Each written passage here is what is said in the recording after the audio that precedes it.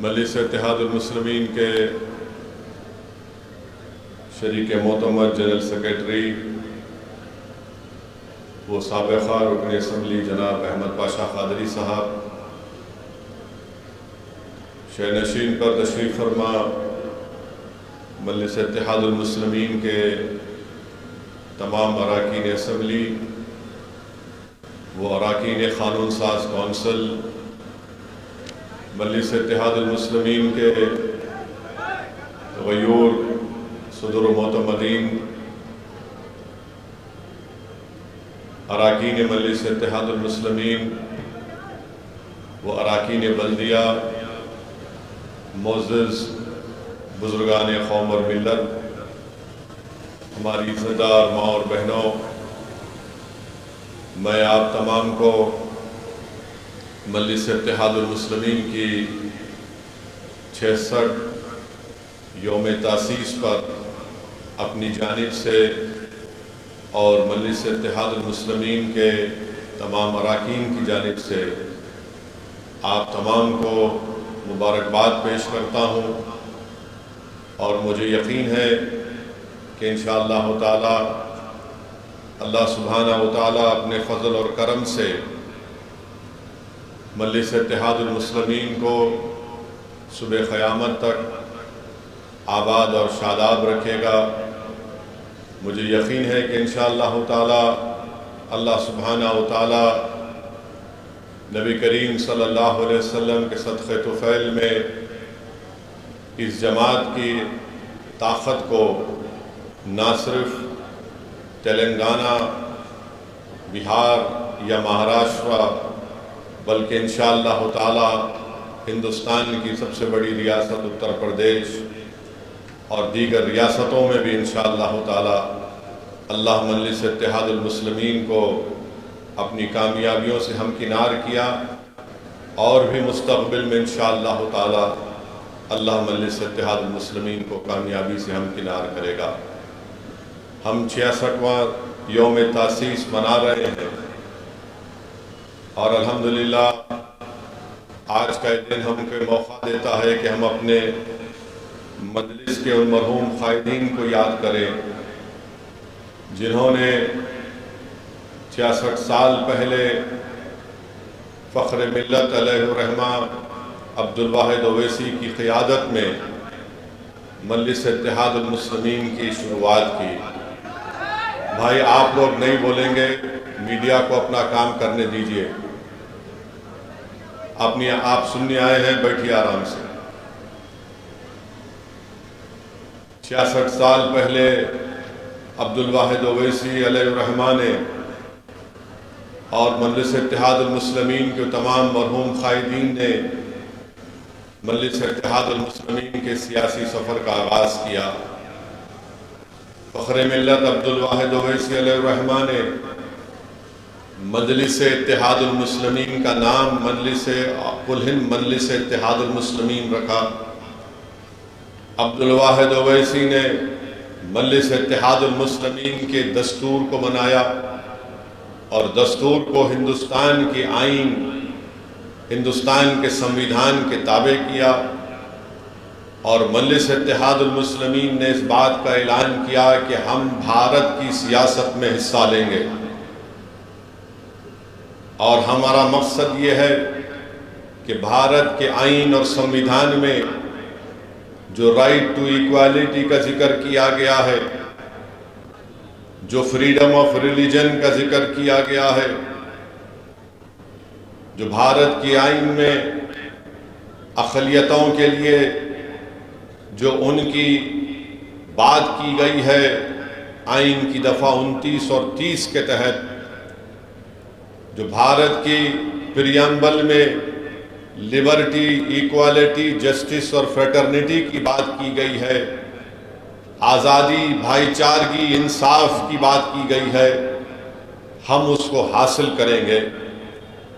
اسی جگہ سے عبدالواحد اویسی علیہ الرحمہ نے، جو جامع نظامیہ کے ایک عالم دین بھی تھے اور اپنے وقت کے مایہ ناز وکیل بھی تھے، جنہوں نے دارالسلام کو حاصل کرنے کے لیے 1 سال 2 سال نہیں بلکہ کئی سال قانونی جنگ لڑی اور دارالسلام کو انہوں نے حاصل کیا۔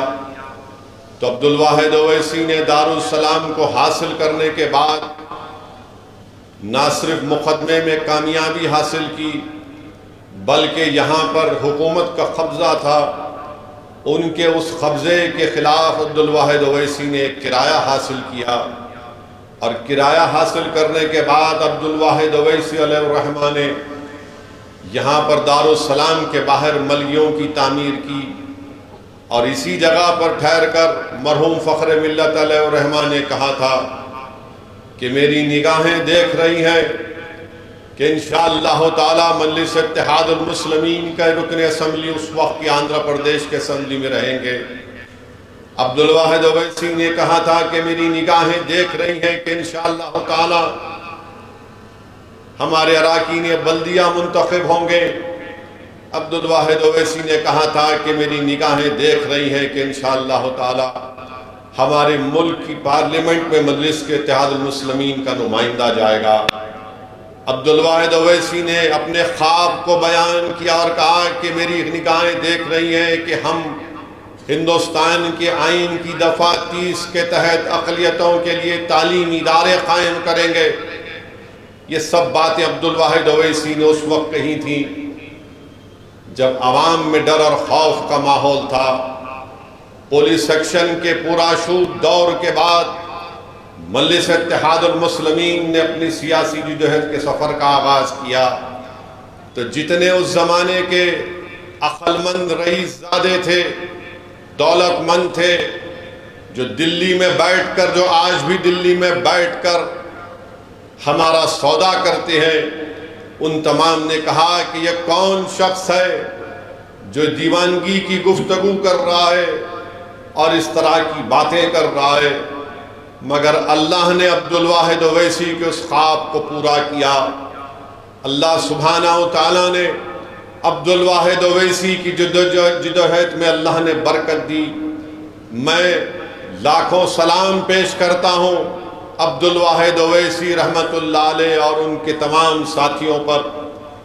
میں سلام پیش کرتا ہوں سالار ملت اور ان کے تمام مرحوم ساتھیوں پر کہ انہوں نے جو محنتیں اور جستجو کی، جو قربانیاں پیش کی، آج اس کا نتیجہ ہے کہ آج مجلس اتحاد المسلمین کو یہ مقام اور موقف حاصل کیا۔ میں اس موقع پر خراج عقیدت پیش کرتا ہوں مجلس اتحاد المسلمین کے ہزاروں اور لاکھوں محبان کو جو آج اس دنیا میں نہیں ہے۔ میں اللہ سے دعا گو ہوں کہ اللہ سبحانہ و تعالی ہمارے تمام مرحوم قائدین کو، مجلس اتحاد المسلمین کے تمام مرحوم صدر معتمدین اور اراکین کو، اراکین اسمبلی کو، اراکین بلدیہ کو، اللہ ان کی مغفرت فرمائے، اللہ ان کی خبروں کو نور سے بھر دے۔ میرے عزیز دوستوں اور بزرگوں، یہی سالار ملت کی دور اندیش قیادت تھی کہ جس کی بنا پر مجلس اتحاد المسلمین نے تعلیمی ادارے قائم کیے۔ یہی سالار ملت کی بے باک قیادت تھی جس نے بھارت کی سیاست میں مجلس اتحاد المسلمین کو ایک منفرد مقام حاصل کرنے میں موقع عطا کیا۔ یہی سالار ملت کی سوچ تھی کہ آج جب سالار نے مرکز سیاسی کہا تو مجلس کے مخالفین نے اس کا مذاق اڑایا، مگر آج لوگ جان رہے ہیں کہ مرکز سیاسی کی اہمیت کیا ہے۔ جب عبدالواحد اویسی نے کہا تھا کہ ہم سیاست میں حصہ لیں گے، تو اس وقت عبدالواحد اویسی کے ساتھ صرف مولوی اسماعیل رحمت اللہ علیہ، انہوں نے تامل ناڈو اور کیرلا میں کہا تھا کہ ہم اپنی سیاسی جماعت بنائیں گے، تو دکن کی سرزمین پر عبدالواحد اویسی نے کہا تھا کہ ہم اپنی سیاسی جماعت بنائیں گے۔ دنیا نے دیکھ لیا کہ مولوی اسماعیل اور مولوی عبدالواحد اویسی رحمت اللہ علیہ نے جو کام برسوں پہلے کیا تھا، آج وہ کامیابی کی طرف وہ سفر اپنا طے کر رہا ہے۔ مگر جن لوگوں نے لکھنؤ کے رفاع عام کلب میں کھڑے ہو کر بھارت کے اس وقت کے مسلمانوں سے کہا تھا کہ ہم سیاست میں حصہ نہیں لیں گے، رفاع عام کلب لکھنؤ میں کھڑے ہو کر کہا تھا کہ بھارت کی سیاست میں حصہ نہیں لیں گے، ہم صرف ووٹ ڈالنے والے بنیں گے، اپنے سیاسی قیادت کو نہیں بنائیں گے، ہم ایک مخصوص سیاسی پارٹی کا ساتھ دیں گے۔ بتاؤ، جنہوں نے رفاع عام کلب میں کھڑے ہو کر ہم کو کہا تھا کہ ہم سیاست سے دستبردار ہوں گے، بتاؤ کس نے کامیابی حاصل کی؟ اگر رفاع عام کلب میں کھڑے ہو کر وہ معزز حضرات نے جو بات کہی وہ کامیاب ہے، یا مولوی اسماعیل یا عبدالواحد اویسی کی سوچ آج کامیاب ہو رہی ہے؟ میرے بھائی، بھارت کی جمہوریت میں سیاست میں حصہ لینا ضروری ہے، اور یہی پیغام مجلس اتحاد المسلمین دیتی آئی ہے۔ آج مجلس کے تعلیمی ادارے ہیں، آپ کی ایک پہچان ہے، آپ کی ایک شناخت ہے۔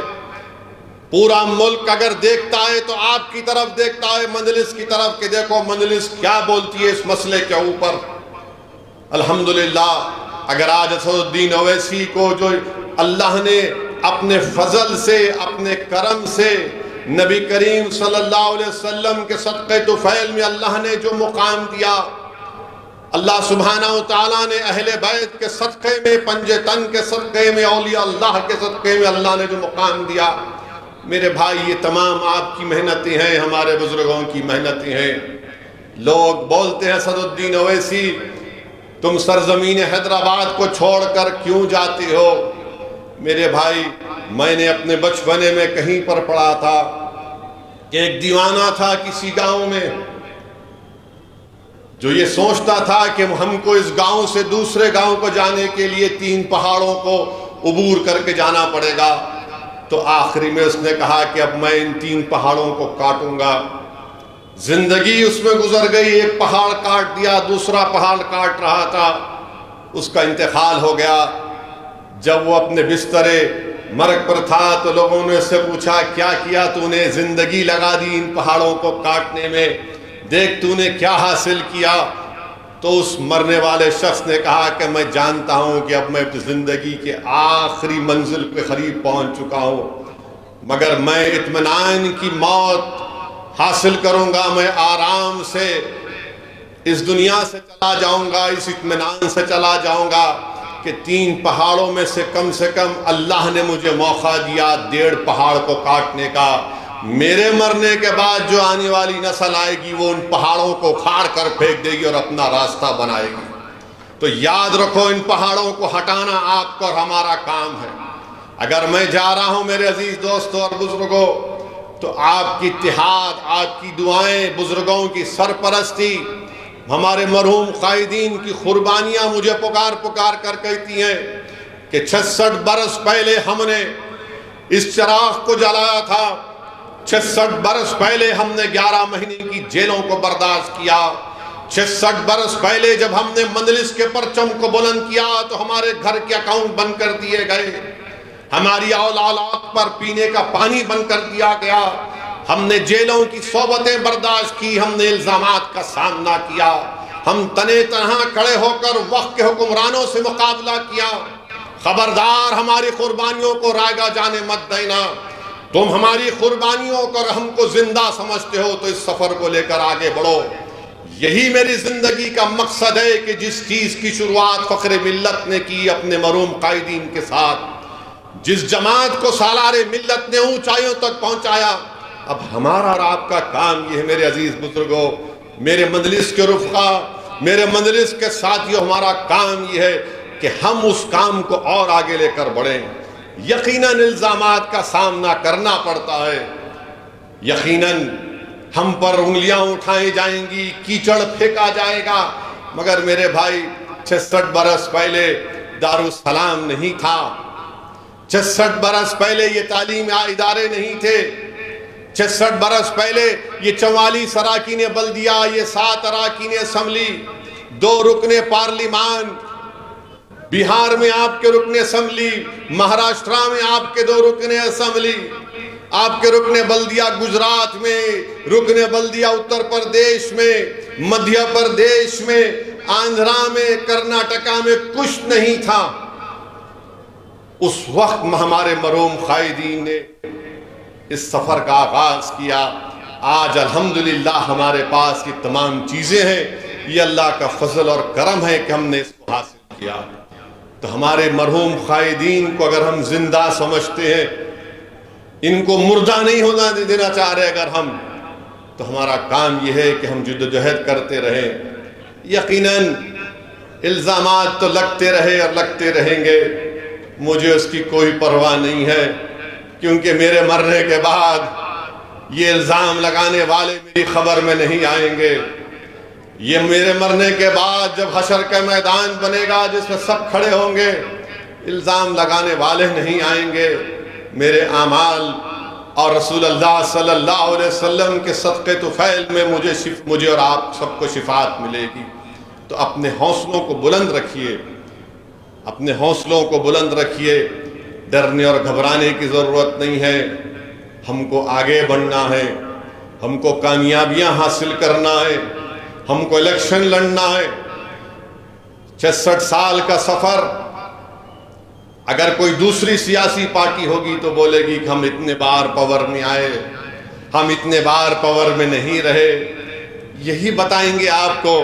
مگر ہم یہ کہتے ہیں کہ 66 برس کے سفر میں ہم نے کئی حکومتوں کو دیکھا جنہوں نے مجلس سے ٹکرایا مگر مجلس باقی رہی، ان کو اللہ نے شکست دیا۔ 66 برس کے سفر میں کئی ہمارے مجلس کے ساتھیوں نے ہم کو چھوڑا، ہم سے غداری کی، مگر لوگ غداروں کو، دھوکے بازوں کو یاد نہیں رکھتی۔ عوام یاد رکھتی ہے اپنی جماعت کو، عوام یاد رکھتی ہے اپنی سیاسی طاقت کو، اپنے اتحاد کو۔ تو میرے عزیز دوستوں اور بزرگوں، ہم کو اور آپ کو آگے بڑھنا ہے۔ یقیناً مخالفین مجلس اس وقت بھی تھے جس وقت عبدالواحد اویسی اراکین شورا کو جمع کیے، مخالفین مجلس نے شورا کو لے کر چلے گئے تھے۔ جس وقت جلسہ ہو رہا تھا پسل بنڈے کے اوپر، راتوں رات شورا کو لے کر بھاگ گئے، پورے کے پورے غائب ہو گئے پورے۔ تو عبدالواحد اویسی رحمت اللہ علیہ نے عوام سے کہا کہ میں آپ سے رضا نامزدگی چاہتا ہوں، میں آپ سے اجازت چاہتا ہوں۔ تو اس وقت بھی مخالفین مجلس نے اپنے اخبار میں لکھا تھا کہ اویسی نے شورا کو چورا کر دیا۔ تو میرے بھائی، مخالفین ہر دور میں رہیں گے۔ یاد رکھیے، ابو جہل ابو لہب کی اولاد صبح قیامت تک رہے گی۔ یزید کے چاہنے والے، یزید کے چیلے صبح قیامت تک رہیں گے۔ میر جعفر، میر صادق ہمیشہ تھے اور رہیں گے، مگر ہمارا کام یہ ہے کہ جیسا کہ احمد پاشا قادری نے کہا کہ ہم حسینیت کے پرچم کو بلند کرنا ہمارا کام ہوگا۔ ایثار اور قربانیوں کو دے کر ہم نے مقام کو حاصل کیا۔ ہم نے کوئی چمن میں چل کر یا پبلک گارڈن میں چل کر یہاں تک نہیں پہنچے، ہم خاک اور خون کے دریاؤں سے گزرنا پڑا، جیلوں میں بیٹھ کر اپنی مجلس کی کامیابی کے لیے دعائیں کرنی پڑی، پولیس کی لاٹھیاں کھانی پڑی، تب جا کر اللہ نے ہم کو مقام دیا۔ تو میرے عزیز دوستوں اور بزرگوں، میری عزت دار ماں اور بہنوں، مجلس اتحاد المسلمین کے سفر کو ہم کو اور آپ کو لے کر آگے بڑھنا ہے۔ یقیناً آنے والے دنوں میں پارلیمنٹ کا الیکشن ہے۔ میں اپنے مجلس کے رفقاؤں سے اپیل کروں گا کہ پہلے سے زیادہ میں آپ سے گزارش کر رہا ہوں کہ آج یا ایک ہفتے میں یا 12 مارچ کے بعد پارلیمنٹ کے الیکشن کے تاریخ کا اعلان ہوگا۔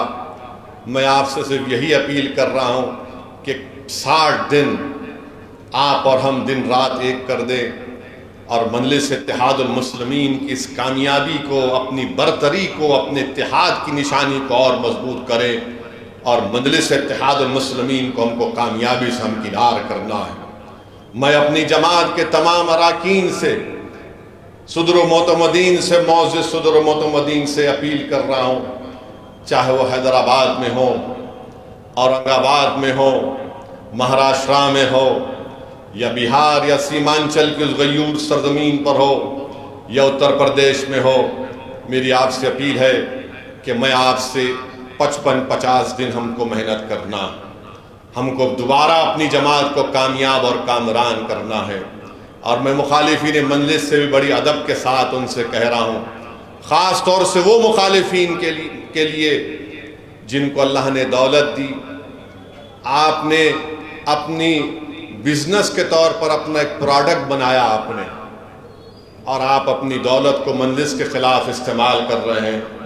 میں بڑی محبت سے آپ سے عرض کر رہا ہوں، اگر یہ آپ کا بزنس کا پروڈکٹ ہے، یہ مجلس پروڈکٹ نہیں ہے، یہ ہمارے آنسوؤں کی نشانی ہے، یہ ہم نے جو خون بہایا یہ نشانی ہے ہماری، جو ہمارے بزرگوں نے خاک اور خون کے دریاؤں میں گزر کر اس جماعت کو بنائی ہے، ان کی نشانی ہے، یہ ہمارے اتحاد کی نشانی ہے میرے بھائی۔ یہ بھارت میں ایک انمول چیز ہے، یہ ہماری نشانی ہے، ہماری پہچان ہے، ہماری شناخت ہے۔ یاد رکھو، اگر ہم تمہارے پروڈکٹ کے پیچھے پڑ گئے تو تمہارا کیا ہوگا؟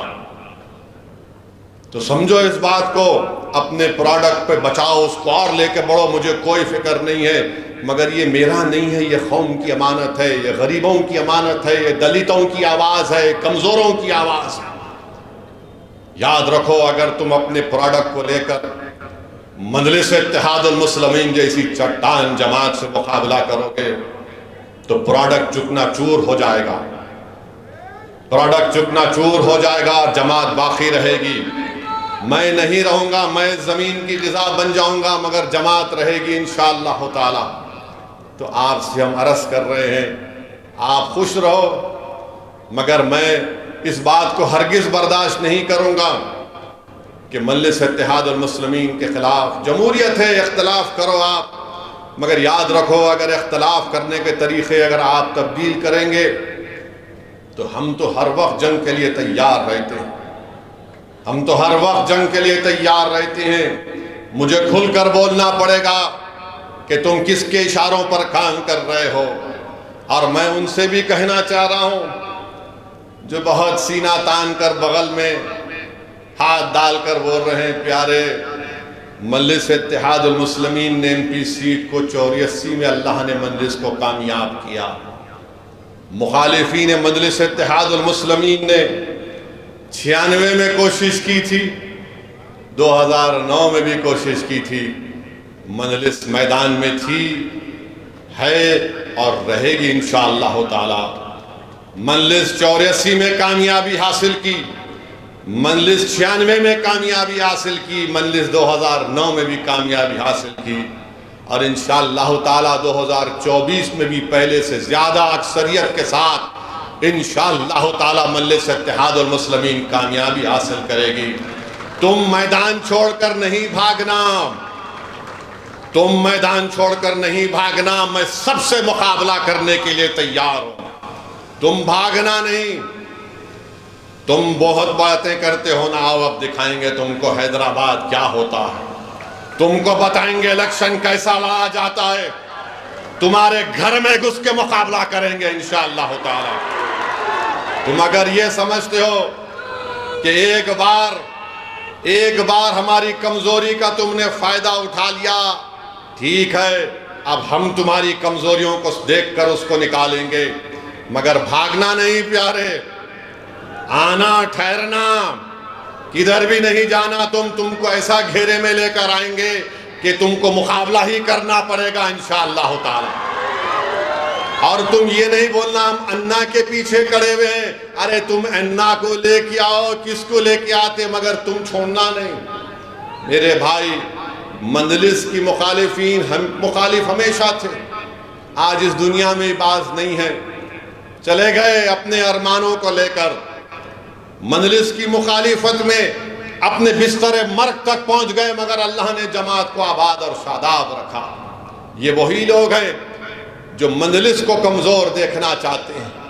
مجلس کیا ہے میں بتاتا ہوں آپ کو، مجلس نے عوام کو بیدار کیا، شعور کو بیدار کیا، اسی لیے ہر بھارت کے کونے میں کوئی کہتا ہے کہ کیوں اقلیتوں کے بجٹ میں میرے حصے کو کم کر دیا جا رہا ہے، میرا حصہ کب ملے گا؟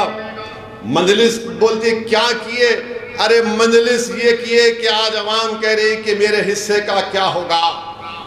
مجلس نے یہ بیداری پیدا کی کہ آج نوجوان اٹھ کر کہہ رہا ہے کہ ہم تمہاری پارٹی یا تمہارے ان لوگوں کے لیڈروں کے ممنون اور مشکور نہیں ہیں، آج بھارت ہمارا ہے۔ مجلس نے اس شعور کو بیدار کیا کہ CAA کا قانون غلط ہے۔ مجلس نے شعور کو بیدار کیا کہ مسلمانوں کو، دلتوں کو تعلیم حاصل کرنا ضروری ہے۔ مجلس نے یہ شعور بیدار کیا کہ سیاسی طاقت کے ذریعے ہم اپنے مسائل کو حل کروا سکتے۔ ارے مجلس نے تعلیمی ادارے قائم کیے، اسپتال قائم کیا۔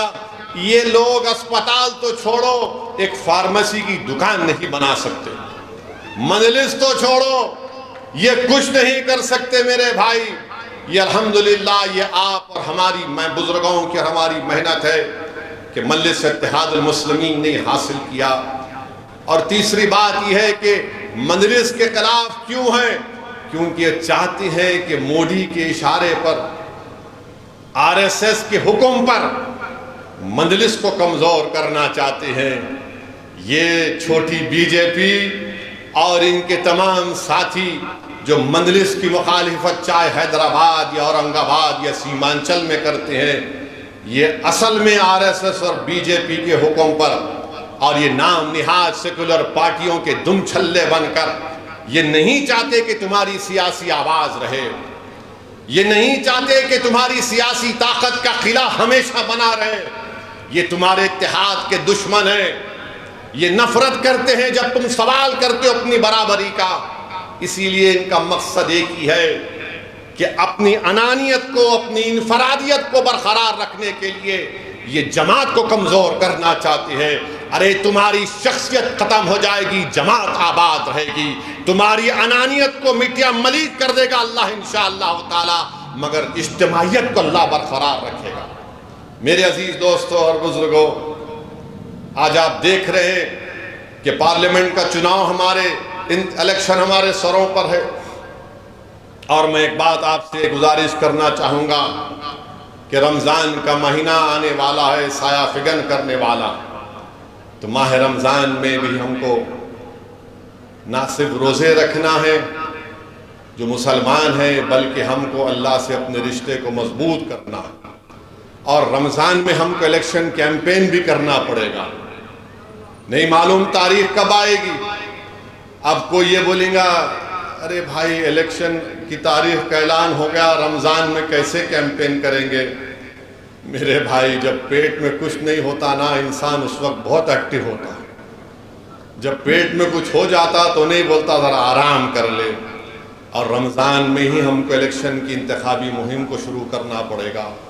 تاریخ کیا آئے گی میں نہیں جانتا، کوئی نہیں جانتا، مگر اللہ سے اپنے رشتے کو ہم جب مضبوط کریں گے اور ہم حالت روزہ میں جب اللہ سے دعا کریں گے، اللہ ہم روزے کی حالت میں اپنی جماعت کے لیے ہم کام کر رہے ہیں، یا اللہ اس کو قبول کر لے، تو یقیناً اللہ سبحانہ و تعالیٰ روزے دار کی دعا کو رد نہیں کرتا۔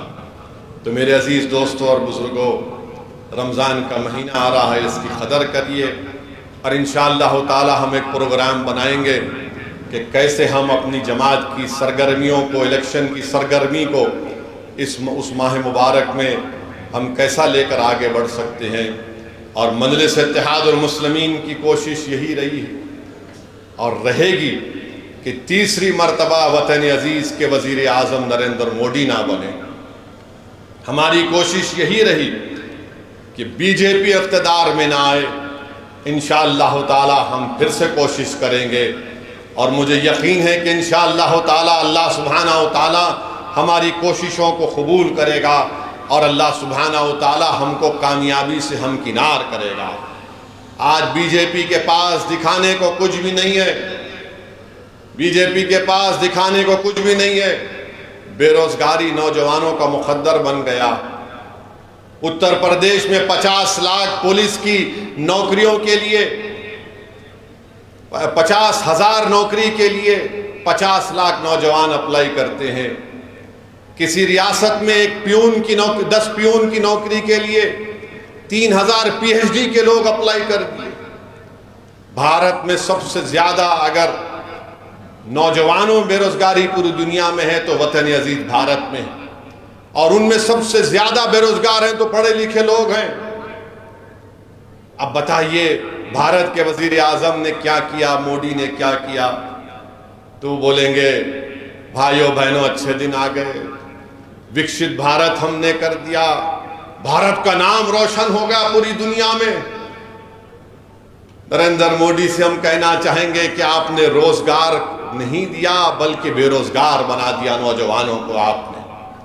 آپ سوچئے تھوڑی دیر کے لیے کہ اسرائیل 30,000 فلسطینیوں کو شہید کر دیا غزہ میں، 20 لاکھ کی آبادی میں 13 لاکھ بے گھر ہو گئے لوگ، اس 30,000 میں 16,000 بچے مر گئے، پینے کا پانی نہیں ہے، کھانے کو کھانا نہیں ہے، اسپتال میں دوائیں نہیں ہیں، اور یہ غزہ کے غریب فلسطینی اسرائیل میں جا کر کام کرتے تھے، کیونکہ اسرائیل ان لوگوں کو کام کرنے نہیں دے رہا ہے، غزہ اور ویسٹ بینک کے فلسطینیوں کو۔ تو اسرائیل نریندر مودی سے کہتا ہے کہ ہم کو بھارت سے نوجوان دلاؤ۔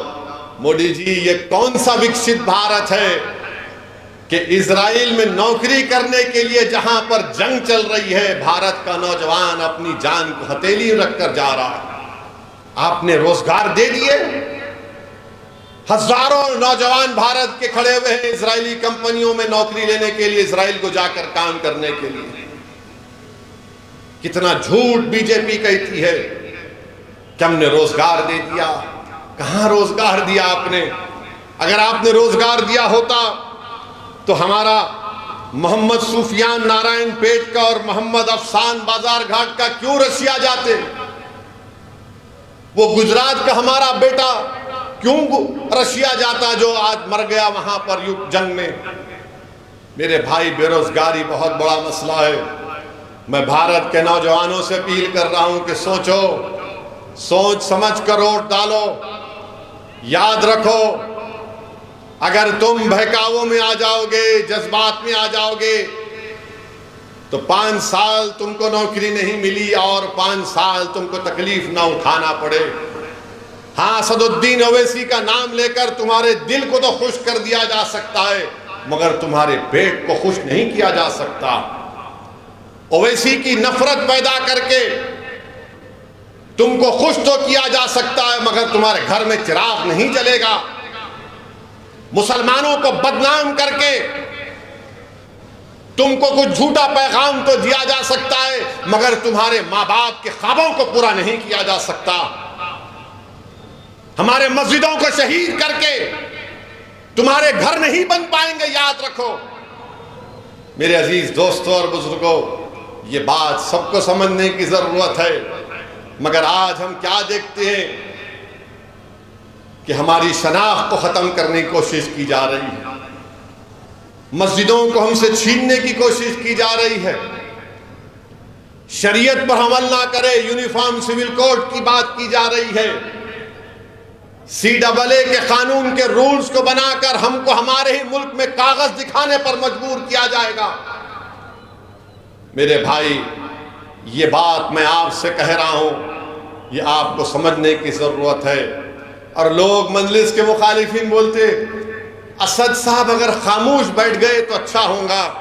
ارے دیوانے، تیرا باپ جب تیری ماں سے نکاح کرا تو اگر خاموش بیٹھتا تو نکاح نہیں ہوتا، بولنا پڑا، تیری اماں قبول ہے تو پیدا ہوا دنیا میں، بولنا پڑتا نا۔ نکاح جب ہوا، نکاح جب ہوتا ہے، قاضی سے شادی جس کی ہوئی، سسرے کا ہاتھ تمہارے ہاتھ میں، گواہ رہتے، قاضی صاحب پوچھتے قبول ہے؟ عمر دولہا بولا قاضی صاحب بولتے کیا ہوگا اس کو، ڈیف اینڈ ڈم تو نہیں ہے بیچارہ؟ قاضی صاحب پھر پوچھتے قبول ہے؟ بولنا پڑتا قبول ہے، تو سسرا ہاتھ دباتا ہے، ہاں۔ دلہن کو جا کے جب پوچھتے تو دلہن شرماتی، تو دلہن کی خاموشی کو رضامندی بھی تصور کرتے، دولہے کی خاموشی کو رضامندی تصور نہیں کرتے۔ تو اگر دولہے ہے تو بولنا پڑتا، لڑیں گے، انتخابات لڑیں گے، ناانصافی کے خلاف بولیں گے، جد و جہد کریں گے، جستجو کریں گے، مصائب اور مشکلات کو اٹھائیں گے، جھوٹے الزامات کا مقابلہ کریں گے۔ اور حق کو غالب کریں گے انشاءاللہ تعالی۔ یہ ہم کو کرنا ہے۔ اگر مخالفین مجلس نہیں بولنا، ارے دیوانے، پارلیمنٹ میں اگر نہیں بولتے تو حیدرآباد کی عوام ووٹ ڈالتی میرے کو۔ حیدرآباد کی عوام جانتی ہے کہ حیدرآباد کی عوام نے سالار کو دیکھا کیسے ایک شخص نے 20 سال تک بھارت کی پارلیمنٹ میں بے باک طریقے سے غریبوں اور مظلوموں کی آواز کو اٹھایا۔ یہ حیدرآباد کا، اورنگ آباد اور سیمانچل کی عوام دیکھتی ہے مجھے اور امتیاز جلیل کو اور اختر علی مان کو اسمبلی میں، اور مہاراشٹرا میں مفتی اسماعیل کو اور شاہ صاحب کو دیکھتی ہے کہ کیسا بے باک طریقے سے لوگ اپنے مسائل کو اٹھاتے ہیں، حکومتوں کو مجبور کرتے ہیں۔ اسد الدین اویسی اور امتیاز جلیل نے بھارت کی پارلیمنٹ میں سب سے زیادہ سوال کیے۔ نفرت کیوں ہے مجلس سے؟ یہ بہت پوچھتے ہیں، یہ بہت لڑتے ہیں، یہ بہت حکومت کے سامنے کھڑے ہو کر اپنی بات کو دلیل اور بھارت کے سنویدھان کے دائرے میں رہ کر بولتے، اس لیے ان کو تکلیف ہے۔ میرے بھائی، پارلیمنٹ میں آپ نے دیکھا کہ ہم نے کھڑے ہو کر کہا CAA کا قانون نہیں مانتے، میں نے اس قانون کو پھاڑ دیا۔ دوسرے بھی پھاڑ سکتے تھے، نہیں پھاڑے۔ حیدرآباد کا ایک لفظ ہے، پھاڑنے پہ نہیں بولنا چاہوں گا، آپ کچھ نہیں کر سکے۔ ٹرپل طلاق کا قانون آیا، آپ نہیں بول سکے۔ مودی کے حکومت میں ظلم اور ستم کیا گیا اخلاق پر، انکاؤنٹر بلڈوزر پر کس نے آواز اٹھائی؟ مجلس نے آواز اٹھائی۔ UAPA کا قانون میں ترمیم کی گئی، کس نے خلاف بولا؟ مجلس نے بولا۔ کس نے تائید کی؟ وہ دنیا کے سامنے ہے جو آج ہم کو بولتے ہیں۔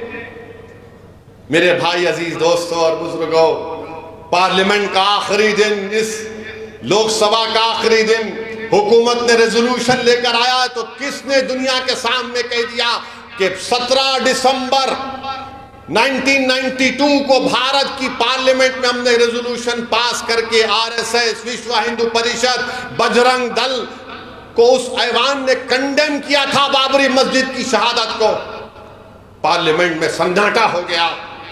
کس نے بھارت کی پارلیمنٹ میں کہا کہ 22 جنوری کی بنیاد GB پنت نے رکھی، 6 دسمبر کے دن رکھی گئی؟ کس نے بھارت کی پارلیمنٹ میں کھڑے ہو کر کہا کہ بابری مسجد زندہ باد، بابری مسجد زندہ باد؟ تم بھی بول سکتے تھے مگر نہیں بولیں گے۔ سچائی کو بیان کر سکتے تھے۔ بابری مسجد زندہ باد بولنے کا مطلب صرف مسلمان نہیں، بابری مسجد زندہ باد بولنا انصاف زندہ باد بولنے کے برابر ہے، سنویدھان زندہ باد بولنے کے برابر ہے، رول آف لا زندہ باد بولنے کے برابر ہے۔ مگر آپ کچھ نہیں بولیں گے، آپ خاموش بیٹھے رہیں گے اور اقلیتوں سے، دلتوں سے کہیں گے نہیں ہم تمہاری لڑائی لڑیں گے۔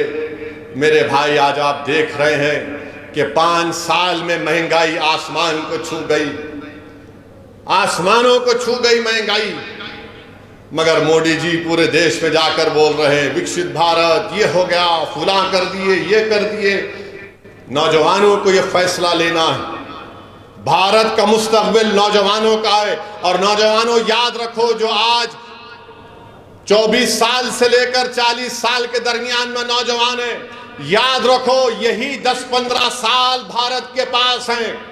اگر تم کو نوکری نہیں ملے گی تو یاد رکھو 2050 یا 55 سے تمہارے پہ بہت بڑی ذمہ داری دیش پر آ جائے گی۔ اتنے بوڑھے بھارت میں ہوں گے، اتنے بوڑھے ہوں گے کہ ان بوڑھوں کی کو زندگی کو بچانا پھر تمہاری ذمہ داری بن جائے گی۔ اسی لیے یہ وقت کھو رہے ہیں۔ چین ہماری زمین پر قبضہ کر کے بیٹھا ہے، چین کے خلاف کچھ نہیں بولتے، کوئی نہیں بولتا چین کے خلاف۔ اور لوگ ہم سے پوچھتے مجلس کیا ہے؟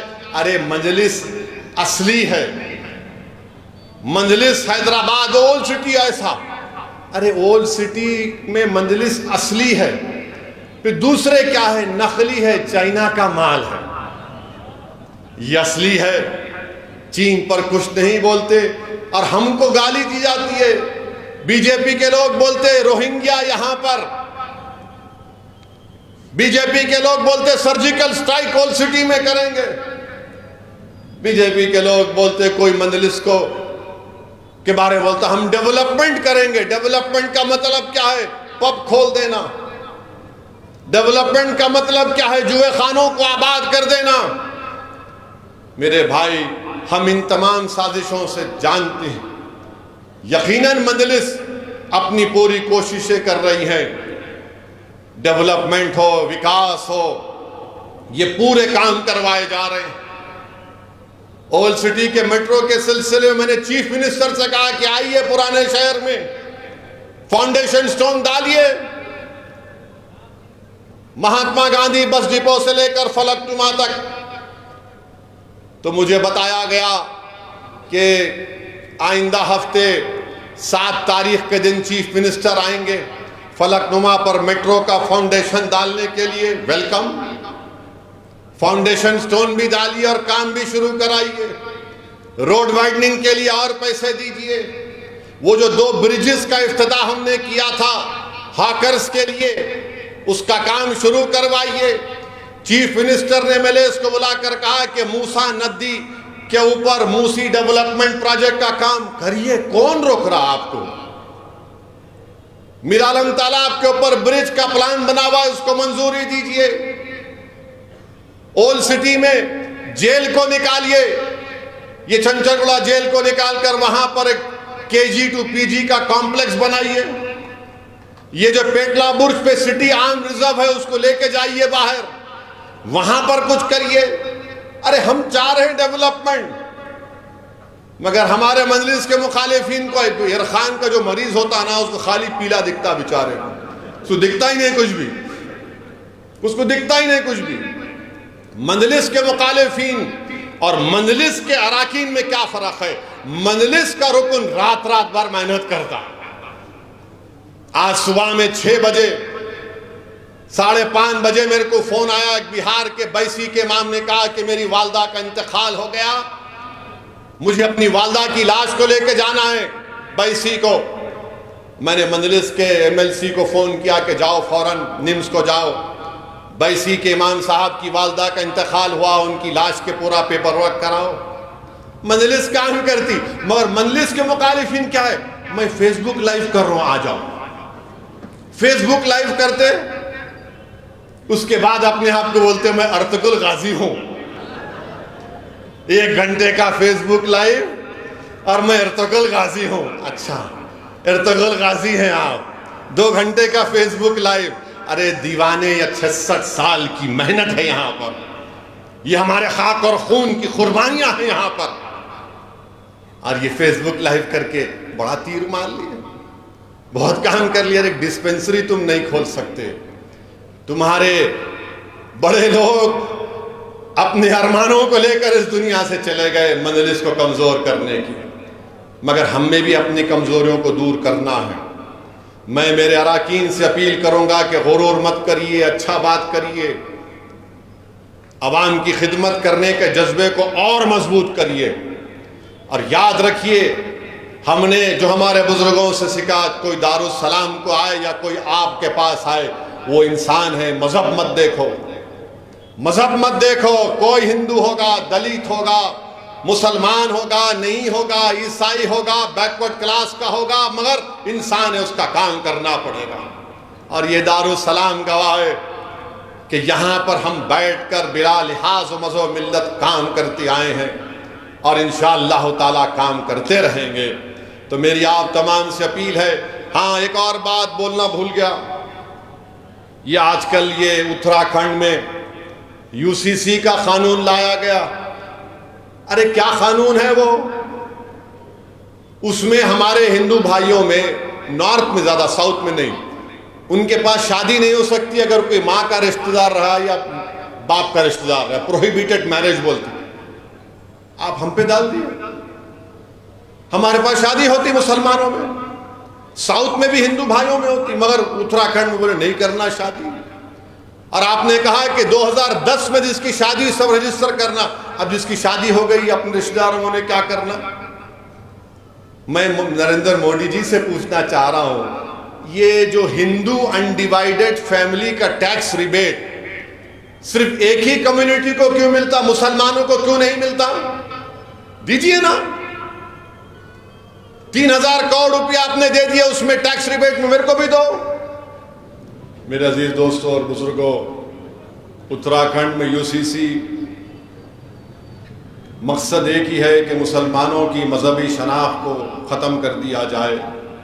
ہم اپنی شریعت پر عمل نہ کریں اور آپ اپنے مذہب کے قانون کو ہم پر کیسے مسلط کریں گے؟ آپ ریسٹیٹیوشن آف کنجوگل رائٹس کا کیا مسئلہ ہے بتائیے. ڈیورس کا طریقہ ایک مذہب میں الگ ہے, اسلام میں الگ ہے. اسلام میں شادی ایک کانٹریکٹ ہے, اور کانٹریکٹ کبھی دونوں پارٹیز بیٹھ کر ختم کر سکتے ہیں. مگر آپ اپنی مذہبی تعلیمات کو ہم پر مسلط کر رہے ہیں. یہ آرٹیکل 25 کا وائلیشن ہے, اور کیسا UCC اتراکھنڈ کا UCC ہو ہی نہیں سکتا. UCC پورے ملک میں ہونا, بلکہ یہ UCC نہیں ہے, یہ صرف مسلمانوں کو اپنے مذہب سے دور کرنے کی کوشش اتراکھنڈ کی حکومت کر رہی ہے. آرٹیکل 25 کا وائلیشن, ٹرائبل پر اطلاق نہیں ہوگا تو رائٹ ٹو ایکوالٹی کا وائلیشن ہے یہ. اور پھر الزام لگاتے ہیں کہ مسلم عورتوں کو ہم اچھا کرنا چاہتے ہیں. کیا اچھا کریں گے؟ کیا کوئی BJP کا نیتا جا کر بلقیس بانو سے معافی چاہ سکتا ہے؟ آپ مسلم خواتین سے بڑی محبت کی باتیں کرتے ہیں, پسماندہ مسلمان کی باتیں کی جاتی ہیں. بتاؤ جتنے گھر توڑے گئے کس کے توڑے گئے؟ بلڈوزر استعمال ہوا تو پسماندہ مسلمانوں کے گھروں پر استعمال ہوا. میرے عزیز دوستوں اور بزرگوں, CAA کے قانون کے رولز بنائے جانے کا BJP کہہ رہی ہے. میں پھر سے کہہ رہا ہوں, CAA بنے گا تو یہ آج BJP ایسے دم چھلوں کو تیار کری ہے, ان چمچوں کو جو ٹوپیاں پہن کر آ کر بول رہے نہیں CAA سے کچھ نہیں ہوتا. دیوانے, تو ضمیر بیچ سکتا ہے BJP RSS کی چوکٹ پر, مر تو سچائی کو نہیں چھپا سکتا. CAA کو دیکھنا ہے تو NPR کے ذریعے دیکھنا پڑے گا, اور CAA ہوگا تو NPR کہے گا کہ لاؤ کاغذ لاؤ, اپنے دادا کا برتھ سرٹیفکیٹ دکھاؤ. جو نہیں دکھائے گا ڈاؤٹ فل لسٹ میں اس کو ڈال دیا جائے گا. اور سب سے زیادہ تکلیف ہوگی بھارت میں مسلمانوں کو, دلتوں کو, آدیواسیوں کو. کوئی بھی جا کر NPR NRC کے ذریعے کہے گا کہ اسد الدین اویسی یا فلاں جس کا نام مسلمان ہوگا, یہ ڈاؤٹ فل ہے. برڈن آف پروف آپ پر گرا دیا جائے گا. یہ کام BJP بھارت میں کرنا چاہتی ہے, اور یہ لوگ کہتے نہیں کچھ نہیں ہوگا. ارے ہم جانتے ہیں CAA کو NPR NRC کے سامنے رکھ کر دیکھنا پڑے گا. میں بھارت کے مسلمانوں سے اپیل کر رہا ہوں, دیکھو ان باتوں کو. میں جذبات میں لانے کے لیے نہیں کہہ رہا ہوں, سچائی بیان کر رہا ہوں. اور RSS BJP کے لوگ بولیں گے اویسی بھڑکاؤ بھاشن دے رہا ہے, نہیں دے رہا ہوں. اویسی بنگلہ دیش, پاکستان اور افغانستان کے سکھوں کو سٹیزنشپ نہیں دینے کی بات کر رہا ہے, نہیں کہہ رہا ہوں. دو ان کو قانون ہے, مگر یہ CAA مذہب کی بنیاد پر بنایا گیا. سب کو شہریت مل جائے گی سوائے مسلمان کے. اسی لیے میں کہہ رہا ہوں آپ کو چوکنا رہنا پڑے گا. اسی لیے آپ سے کہہ رہا ہوں کہ مجلس سے مخالفت, یہ مخالفین یہی کرنا چاہتے ہیں کہ CAA آ جائے. ہم اپنی مسجدوں کو کھو دیں, متھرا کی مسجد کو کھو دیں, کاشی کی مسجد کو کھو دیں. ارے کون ہے دیوانہ جو ٹی وی کے چینل پر بیٹھ کر بولتا ہے کہ چلیے آپ کے پاس کورٹ کا آرڈر تو آ گیا, مسجد کو تو ہاتھ مت لگائیے. کیوں؟ مسجد تمہارے باپ کی ہے,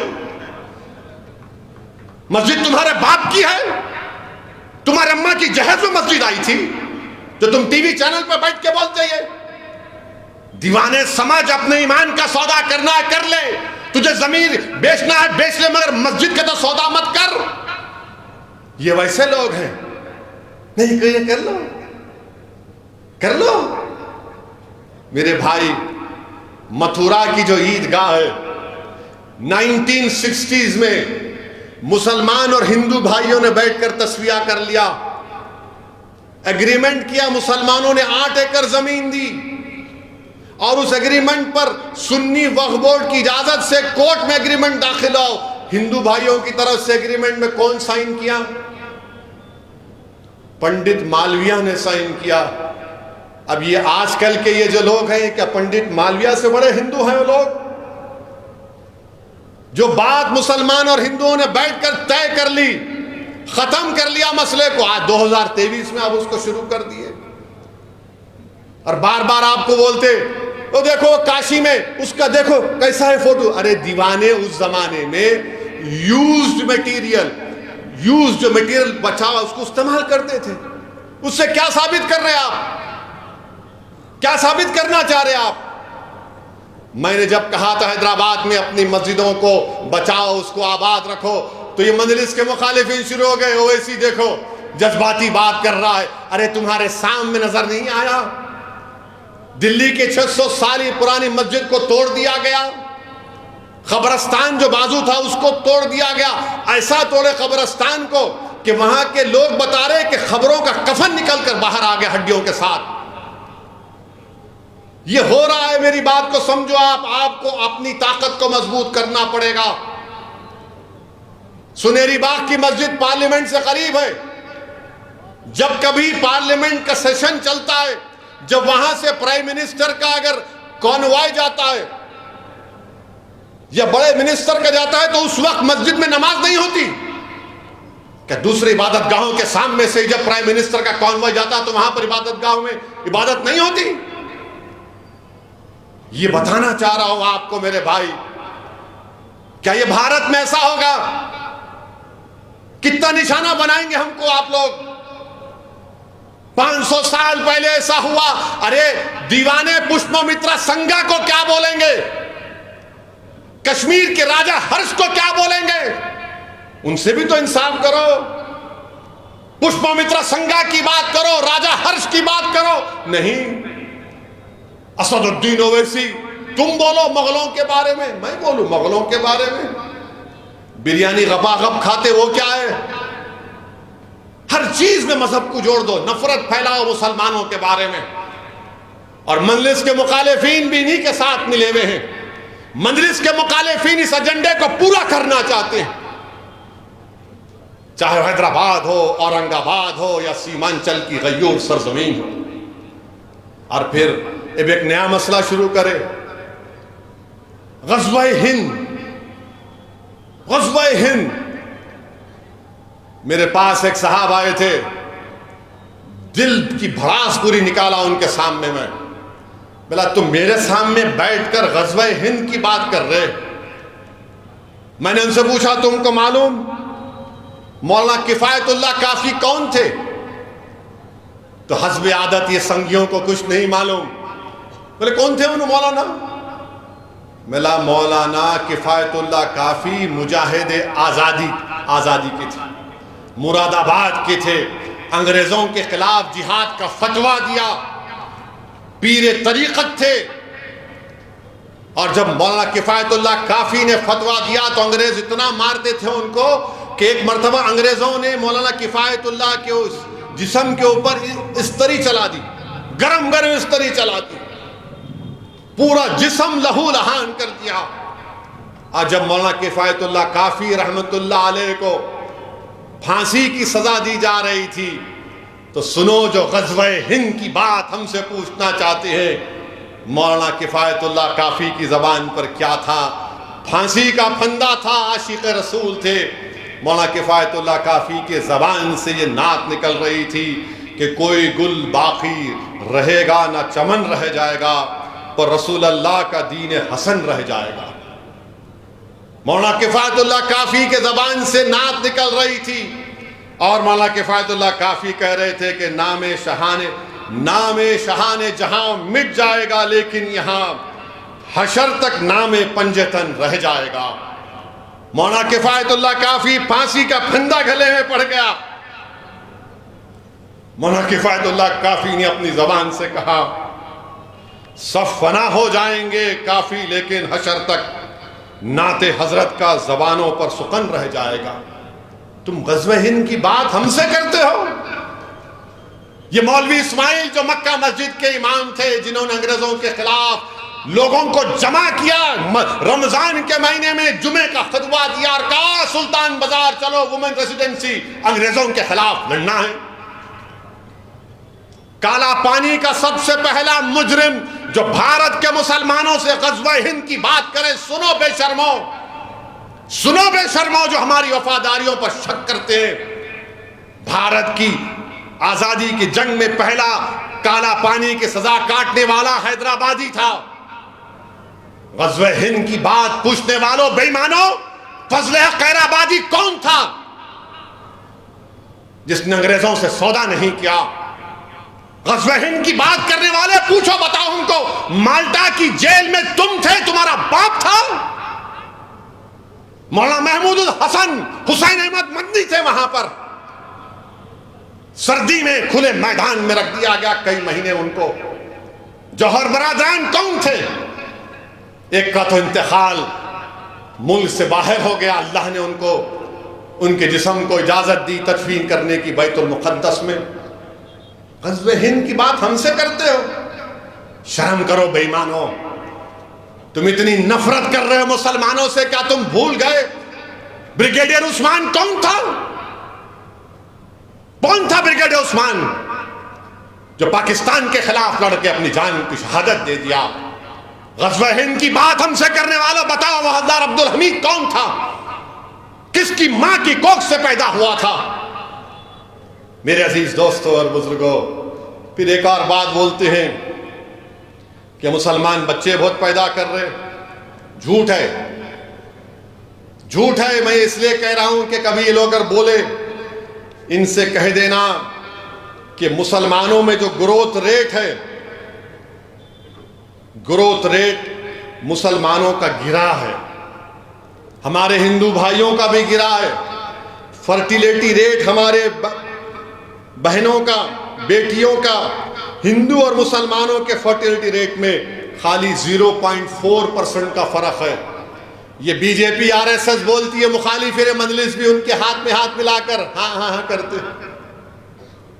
بھارت میں مسلمانوں کی آبادی 18.8% پر رک جائے گی۔ کب رکے گی؟ 2021 میں ہمارے ہندو بھائیوں کی آبادی سٹیبلائز ہو جائے گی 2061 میں 74.7۔ اب آپ بتائیے کیا ہے؟ اور پھر انہوں بولتے بچیوں کی شادی، ارے بچیوں کی شادی گورنمنٹ کا ڈیٹا 18 سال میں ہوتی، اور پھر یہ بولیں گے نہیں 2-3 شادی کرتے۔ میرے بھائی گورنمنٹ کا 2006 کا ڈیٹا ہے، ہندو بھائی 1.7، مسلمان 2.5، دونوں کر رہے، دونوں کر رہے۔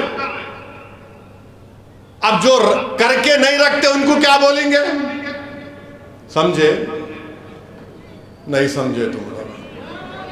جو کر کے نہیں رکھتے ان کو کیا بولیں گے؟ ان کے بارے میں بات ہی نہیں کرتے، کیونکہ انہوں پپا جی ہے، ہم ملا جی ہیں۔ اسی لیے ہم بول رہے کہ یہ جھوٹا پروپیگنڈا ختم کرو B J P R S S والوں، یہ چلنے والا نہیں ہے۔ یہ آپ بھارت کے نوجوانوں کو، بھارت کے وزیر اعظم نے ان کو بے روزگاری ان کا مقدر بنا کر رکھ دیے۔ میں بھارت کی عوام سے اپیل کر رہا ہوں کہ آپ دیکھ لو، یہ سب چیزیں ہیں، اور بار بار مجلس سے اور بھارت کے دلت اور مسلمانوں سے بولنا کہ سیکولرزم کو بچا لو، یہ ہماری ذمہ داری نہیں ہے، تمہاری ہے۔ اب الیکشن آئیں گا، اب شروع ہو گیا، نہیں وہاں نہ لڑو نا آپ اسد بھائی، وہاں مت جائیے آپ، وہاں مت لڑیے آپ، وہاں مت لڑیے آپ۔ تو کیا کرنا؟ میں کیا کروں؟ میں تم کر رہے نا سیاست 60-70 سال سے، کیا حاصل کیے بولو؟ تم جس پارٹی کا سپورٹ کیا اس نے کیا کیا بتاؤ میرے کو؟ اسد الدین اویسی کے جانے سے ایسا ہوتا۔ ہماچل پردیش کیا میں اڑ کے گیا تھا؟ ہماچل پردیش میں کانگریس اور بی جے پی میں 12 MLA کا فرق تھا، غائب۔ اب کس کو بولیں گے وہاں پر؟ اتر پردیش میں سماجوادی پارٹی کے 6 MLA کود گئے بی جے پی میں۔ کیوں کودے؟ کیونکہ بی جے پی نے ایک اعلیٰ ذات اپر کاسٹ کے ہندو کو ٹکٹ دیا راجیہ سبھا کا، تو سب بولے ٹھاکر ہے، پنڈت ہے، چلے جائیں گے۔ اور ہم لڑ رہے ہیں تمام کے لیے، میں فرقہ پرست، وہ کریں گے کچھ نہیں، تو کون بولے گا ان کو بی ٹیم؟ مہاراشٹرا میں الٹ پلٹ ہو گئی، یہ ناندیڑ کے اشوک راؤ بی جے پی میں چلے گئے، سناٹا ہے، منہ پہ کوئی آواز نہیں آتی۔ اب ہلو شروع ہو گیا خاموشی سے، اسد صاحب کیا ہونے والا ہے 24 میں؟ میں ان لوگوں سے کہہ رہا ہوں اللہ آپ کو دماغ دیا، آپ دیکھ نہیں رہے کیا ہوگا؟ آپ کو نظر نہیں آ رہا نوشتہ دیوار؟ کیوں بیوقوف بنتے ہو؟ کیوں اپنے آنکھوں پر پردہ ڈال کر بیٹھے ہو؟ ہوش کے ناخن لو، دیکھو تمہاری بربادی کے منصوبے بنائے جا رہے ہیں، تمہیں صف ہستی سے مٹانے کی کوششیں کی جائیں گی، تمہاری شناخت کو چھین لیا جائے گا، تمہارے برسوں کے اتحاد کو تارا تارا کر دیا جائے گا، تم کو مذہب سے دور کر دیا جائے گا۔ تم کو نہیں نظر آ رہا یہ تو کیا نظر آ رہا ہے تم کو بتاؤ؟ ارے کبھی اپنے آپ کو تو مضبوط کرو، کبھی اپنے آپ کو تو ووٹ ڈالو، یہی تو میں کہہ رہا ہوں، اپنے آپ کو ووٹ ڈالو۔ اختر علی مان اگر کشن گنج سے ایم پی بنے گا تو کس کا فائدہ ہوگا؟ امتیاز جلیل انشاءاللہ دوبارہ ایم پی بنے گا تو کس کا فائدہ ہوگا بتاؤ؟ اسد الدین اویسی دوبارہ اگر حیدرآباد کا ایم پی بنے گا تو میرا فائدہ ہوگا؟ نہیں، یہ غریبوں کا فائدہ ہوگا، تمہارے اتحاد کی کامیابی ہوگی، تمہارے سیاسی شعور کی کامیابی ہوگی، تم ایک طاقتور جواب دو گے ووٹ کے ذریعے ان ظالم طاقتوں کو جو ہماری شناخت کو مٹانا چاہتے ہیں۔ تو میرے عزیز دوستوں اور بزرگوں، یہی پیغام آپ کو دینا تھا آج یوم تاسیس کے دن۔ اپنی جماعت کو مضبوط رکھیے، اور صرف 50 دن چاہ رہا ہوں میں تمام اراکین سے، میں 50 دن چاہ رہا ہوں ہماری ماں اور بہنوں سے، آپ کو نکل کر ووٹ ڈالنا پڑے گا۔ یاد رکھو میری عزت دار ماں اور بہنوں، دلتوں، مسلمانوں، غریبوں، بے روزگار نوجوانوں، تم کو ووٹ ڈالنا پڑے گا۔ مسجدیں تم سے پکار پکار کر کہیں گی تم ووٹ ڈال کر کامیاب کرو مجلس کو، کیونکہ یہی لوگ مسجد کو آباد رکھنے کی بات کرتے ہیں، جو بلڈوزر کے خلاف آواز اٹھا رہے ہیں، جن کے گھر برباد کر دیے گئے، اس مسمار گھر میں رہنے والی خواتین اور بچے پکار پکار کر کہہ رہے ہیں کہ ہم ننگے سر آسمان کی زندگی گزارنے پر مجبور ہو گئے، مجلس کو مت چھوڑو، مجلس کو کامیاب کرو۔ جن کو جھوٹے الزامات کے تحت انکاؤنٹر کیا گیا، ان مرومین کے خاندان کے لوگ دعا کر رہے ہیں کہ پروردگار کوئی تو ہے جو ہماری داد فریاد کرتا ہے۔ یہ بچے، یہ نوجوان مستقبل تم کو کہہ رہا ہوں، آؤ مجلس اتحاد المسلمین کو اور مضبوط کرو۔ مخالفین مجلس سے بھی کہہ رہا ہوں، چھوڑو، تم کو میں پسند نہیں نا تو مجھے ختم کر دو، مگر کوئی تو متبادل بتاؤ۔ جو تمہارے اتحاد کے دشمن جو تمہاری شناخت کو ختم کرنا چاہتے۔ میرے عزیز دوستوں اور بزرگوں، آنے والے پارلیمنٹ الیکشن ہمارے لیے اہم ہے۔ مجلس اتحاد المسلمین کو کامیاب کریے۔ سرزمین حیدرآباد پر ہم نے کوئی گڑبڑ فساد ہونے نہیں دیا، امن کو برقرار رکھا، باوجود اس کے کہ ہمیشہ گالیاں دی جاتی ہم کو، گندگی بیان کرتے ہیں، مگر ہم نے امن کو مضبوط کیا۔ امن کو مضبوط رکھیں گے، یقیناً بی جے پی کو ہرائیں گے، مگر جہاں پر مجلس لڑے گی وہاں پر مجلس کو کامیاب کرنا پڑے گا آپ کو۔ ہم بی جے پی کا کبھی ساتھ دیے نہ کبھی دیں گے انشاءاللہ تعالیٰ۔ تم ساتھ دے رہے ہو، تم بی جے پی کو موقع دے رہے ہو، تمہاری پارٹی کے لوگ کود کود کر بی جے پی کے گود میں جا کر بیٹھ رہے ہو۔ ہم نہیں جا رہے ہیں، سیکولرزم کا نام لے کر تم نے ہمارے ووٹ کو حاصل کیا، تم نے بہار کو بی جے پی کے گود میں ڈال دیا، تم نے مہاراشٹر کو مودی کے جھولی میں ڈال دیا، تم نے ہماچل کو اب بی جے پی کے جھولی میں ڈال رہے ہو۔ ہماری وجہ سے مودی وزیر اعظم نہیں بن رہا، تم سیکولر نام نہاد سیکولر پارٹیوں کی نااہلی کی وجہ سے مودی وزیر اعظم بن رہا۔ تم مودی کو روکنا تمہارا کام ہے، ہم تو کھڑے ہوئے ہیں۔ 2019 کا سی ایس ڈی ایس کا ڈیٹا اٹھا کر دیکھ لو، ذات برادریوں نے کتنے ووٹ مودی کو دیے، مسلمانوں نے کتنے دیے۔ میرے عزیز دوستوں اور بزرگوں، میرے مجلس کے رفقا، میری آپ سے گزارش ہے کہ آپ کو ہم کو مل کر کام کرنا ہے۔ یہ حیدرآباد کی سیٹ یہ صرف مجلس کی نہیں ہے، یہ بھارت کے غریب اور مظلوموں کی ایک آواز ہے۔ یہ حیدرآباد کی سیٹ صرف مجلس کی نہیں ہے، یہ ان غریبوں اور مظلوموں کی ایک پہچان ہے۔ یہ حیدرآباد کی سیٹ صرف مجلس کی نہیں ہے، بلکہ بھارت کے ان غیور لوگوں کی، ان بے بس لوگوں کی ایک آواز ہے جو چاہتے ہیں کہ بھارت کی پارلیمنٹ میں ان کے جذبات کی ترجمانی کرتے رہے۔ یہ حیدرآباد کی سیٹ صرف تمہاری نہیں ہے، بھارت کے ان غیور نوجوانوں کی ایک آواز ہے جو یہ سمجھتی ہے کہ ہمارے خوابوں کو پورا کرنے کی ایک آواز بھارت کی پارلیمنٹ میں حیدرآباد ہو، اورنگ آباد ہو، سیمانچل ہو یا دیش کے کونے میں کہاں پر ہو، وہ آواز اٹھے۔ تو میری آپ تمام سے گزارش ہے کہ مجلس کو مضبوط کریے۔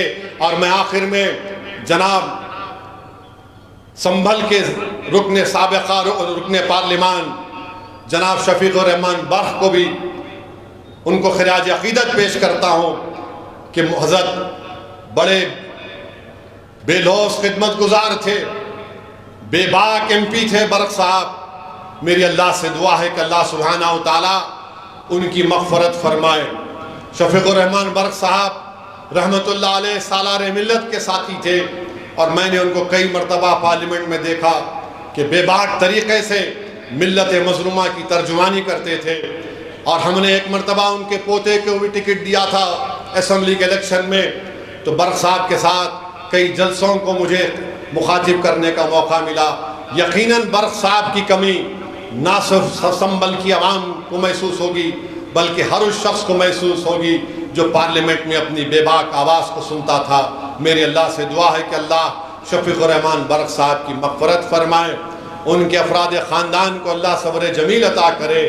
اور میرے عزیز دوستوں اور بزرگوں، آئیے اس پیغام کو لے کر اٹھیے کہ ہم آنے والے پارلیمنٹ کے الیکشن میں ایک ہو کر اپنی آواز کو پارلیمنٹ میں بھجائیں گے، بی جے پی کو روکیں گے، تیسری مرتبہ مودی کو وزیر اعظم بننے سے روکیں گے۔ یہی ہمارا پیغام اور نصب العین ہونا چاہیے۔ السلام علیکم ورحمۃ اللہ وبرکاتہ۔